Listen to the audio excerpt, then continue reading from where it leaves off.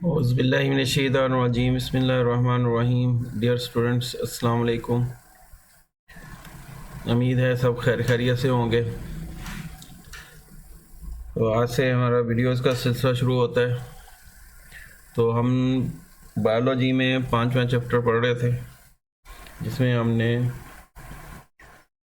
शुरू में इसके इंट्रोडक्शन वगैरह पढ़ लिया था वैरायटी ऑफ लाइफ में। इसमें हमने हिस्ट्री वगैरह पढ़ ली थी, स्पीशीज़ की डेफिनेशंस हो गई थी, फिर biological classification of cons image हो गया था, नोमेनक्लेचर, फिर इसमें हमने कैरोलस लीनियस भी पढ़ लिया, फिर बाइनोमियल नोमेनक्लेचर हो गया था, 2 to 5 किंगडम हमने पढ़ लिया है, मॉडिफिकेशन हो गई इसकी। फिर नेक्स्ट जो है ये वायरसेस है। तो वायरसेस जो हैं ये शुरू वाले इंट्रोडक्टरी पैराग्राफ इसके एक्सक्लूडेड है। तो जो स्टार्ट है स्मार्ट सिलेबस के मुताबिक वो इसके करेक्टरिस्टिक्स से शुरू करेंगे। करेक्टरिस्टिक्स से तो वायरसेस जो हैं ये एक्सट्रीमली स्मॉल इन्फेक्टियस एजेंट होते हैं जो सेल्स में ही रिप्रोड्यूस करते हैं। सिर्फ एक ही काम रिप्रोडक्शन का करते हैं। सेल्स के बाहर सेल्स कौन से हो सकते हैं? ये एनिमल सेल्स हो सकते हैं, प्लांट सेल्स या माइक्रो ऑर्गेनिज्म बैक्टीरिया वगैरह हो सकते हैं। ये उन्हीं के अंदर यानी रिप्रोड्यूस करते हैं सिर्फ। अगर इनको बाहर निकाल दें तो ये क्रिस्टलाइन स्ट्रक्चर बनते हैं, जैसे नॉन लिविंग है। इसलिए इनको लिविंग और नॉन लिविंग के बॉर्डर लाइन पे तस्वर किया जाता है। इसलिए इनको 5 किंगडम क्लासिफिकेशन सिस्टम में शामिल नहीं किया जाता। तो ये अपना डीएनए अंदर रिलीज़ करते हैं सेल्स के अंदर, और ये अपनी ही कापीज़ बनाते हैं जिसको रेप्लिका कहते हैं, और फिर उस सेल को बस करके बाहर निकलते हैं। हंड्रेड्स की तादाद में होते हैं, और फिर जैसे ये हंड्रेड्स की तादाद में निकलते हैं तो दूसरे सेल्स को जाके ये इन्फेक्ट करते हैं, और वहाँ पे भी यही प्रोसेस करते हैं, और इनकी तादाद बढ़ती जाती है और होस्ट सेल्स को ये डिस्ट्रॉय करते जाते हैं। तो सबसे पहले इसमें करेक्टरिस्टिक्स शुरू करते हैं। तो ये वायरसेस जो हैं they are extremely small infectious agent, यानी इन्फेक्शन काज करने वाले एजेंट्स हैं। तो ये ओनली भी सीन अंडर इलेक्ट्रॉन माइक्रोस्कोप, सिर्फ इलेक्ट्रॉन माइक्रोस्कोप के नीचे ही ये नज़र आते हैं।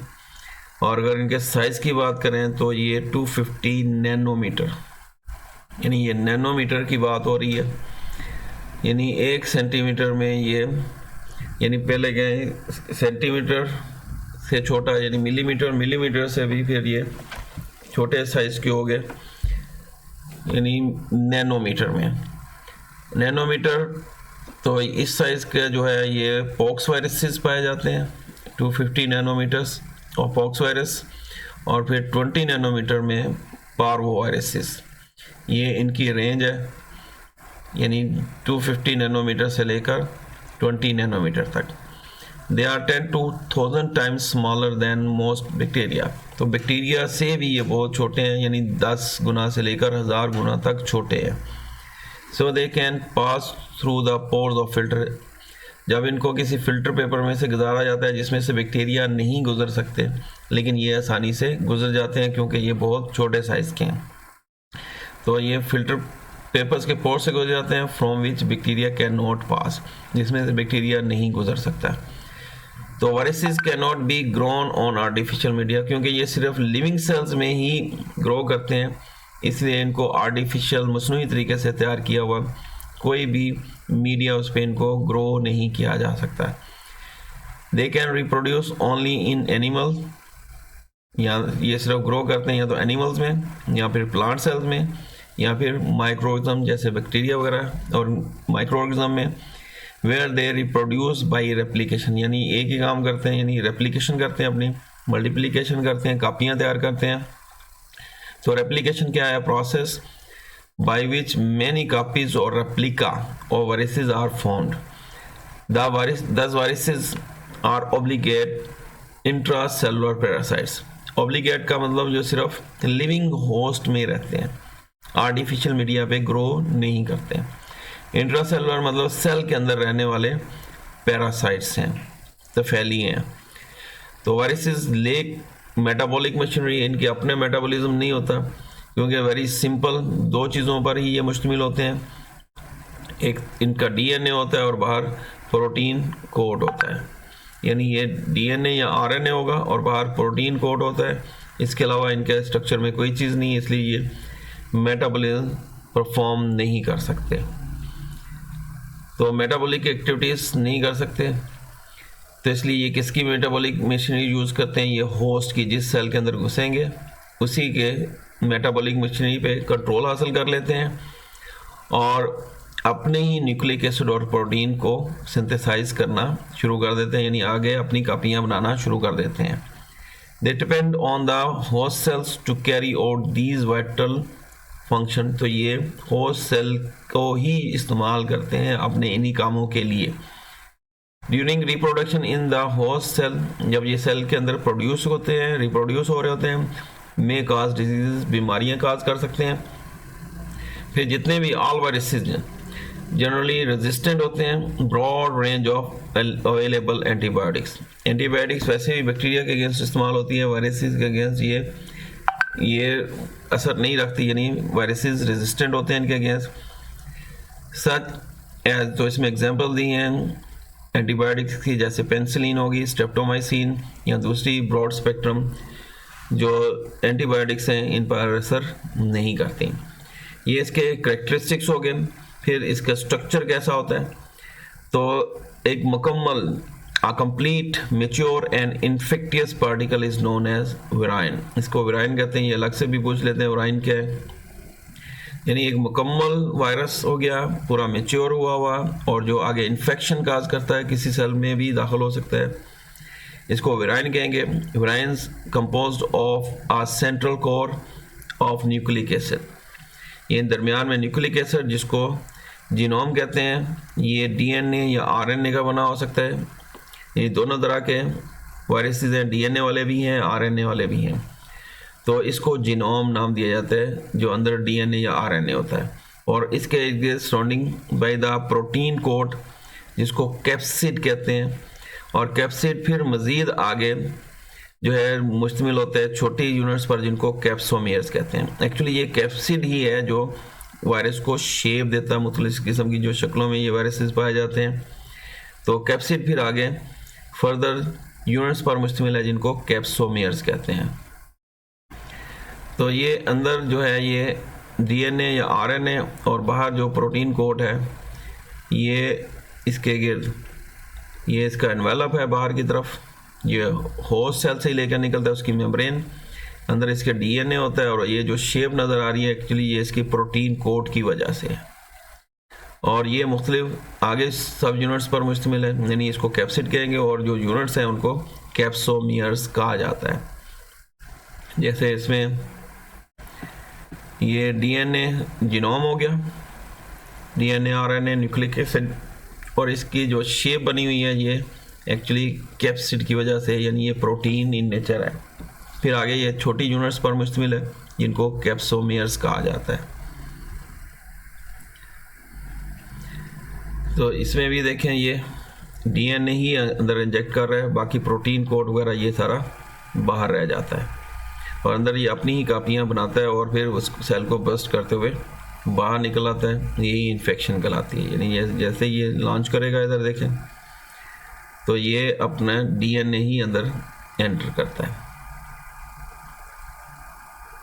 ये देखिए, तो ये लॉन्च ऊपर हो गया और इंजेक्ट किया इसने अपना डीएनए, अंदर जाके इसके सेल की मेटाबॉलिक मशीनरी को ये होल्ड कर लेते हैं, काबू कर लेते हैं और अपना ही काम कर लेते हैं, यानी सिंथेसिस ऑफ डीएनए और अपनी प्रोटीन कोड ही बनाते हैं और फाड़ के फिर बाहर निकल जाते हैं, बर्स्ट करके बाहर निकल आते हैं और दूसरे सेल्स को इन्फेक्ट करते हैं।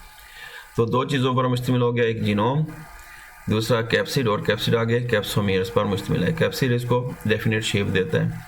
और नंबर ऑफ जो कैप्सोमियर्स हैं किसी भी कैप्सिड के अंदर, ये characteristics of particular virus, her virus के लिए ये मखसूस होंगे। जैसे 162 कैप्सोमियर्स जो हैं ये कैप्सिड ऑफ हर्पीज़ वायरस, ये हर्पीज़ वायरस में पाए जाते हैं।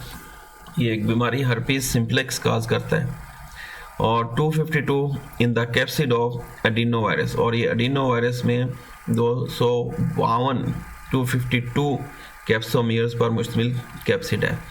विच काज सम कॉमन कोल्ड यानी नज़ला ज़ुकाम वगैरह काज करता है। इन सम एनिमल वायरसेस, कुछ एनिमल वायरसेस में न्यूक्लियो कैप्सिड यानी जीनोम यानी न्यूक्लियोप्लाज्म, न्यूक्लिक एसिड और कैप्सिड यानी दोनों को मिला के जीनोम यानी न्यूक्लिक एसिड और कैप्सिड को मिला के कहेंगे न्यूक्लियो कैप्सिड। तो is covered by another membrane derived from the host cell. तो होस्ट सेल से यानी एनिमल सेल्स की जो बाहर वाली मेम्ब्रेन है, प्लाज्मा मेम्ब्रेन, उसको अपने गिर्द लपेट लेते हैं, जिसको एनवेलप नाम दिया जाता है। जैसे यहाँ पे ये अंदर इसके डीएनए होगा और इसकी अपनी कैप्सिड ये है, लेकिन इसके गिर्द ये वाला राउंड में ये एनवेलप है जो इसने एनिमल सेल से बाहर निकलते वक्त अपने गिर्द लपेट लिया होता है। इसको एनवेलप कहा जाता है।